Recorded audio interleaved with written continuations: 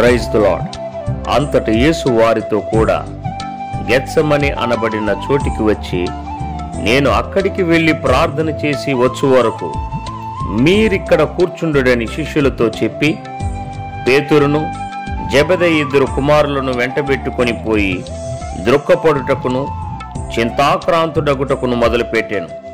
అప్పుడు యేసు, మరణమగునంతగా నా ప్రాణము బహుదృక్కములో మునిగి ఉన్నది, మీరు ఇక్కడ నిలిచి నాతో కూడా మెలకుగా నుండుడని వారితో చెప్పి కొంత దూరం వెళ్ళి సాగిలపడి, నా తండ్రి, సాధ్యమైతే ఈ గిన్నె నా యొద్ద నుండి తొలగిపోనిమ్ము, అయినను నా ఇష్ట ప్రకారము కాదు, నీ చిత్త ప్రకారమే కానిమ్మని ప్రార్థించాను.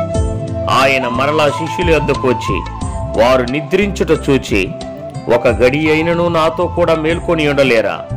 మీరు శోధనలో ప్రవేశించకుండునట్లు మెలకువగా ఉండి ప్రార్థన చేయుడి.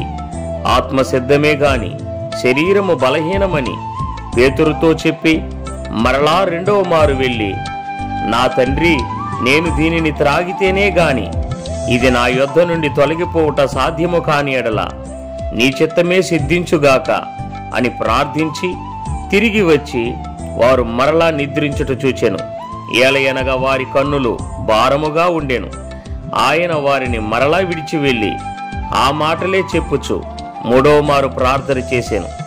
అప్పుడు ఆయన తన శిష్యుల యొద్దకు వచ్చి, ఇక నిద్రపోయి అలసట తీర్చుకొనిడి, ఇదిగో ఆ గడియ వచ్చి ఉన్నది, మనుష్య కుమారుడు పాపుల చేతికి అప్పగింపబడుచున్నాడు, లెండి వెళ్ళుదము, ఇదిగో నన్ను అప్పగించువాడు సమీపించి ఉన్నాడని వారితో చెప్పాను.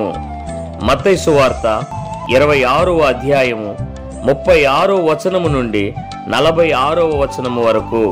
ఆమేన్.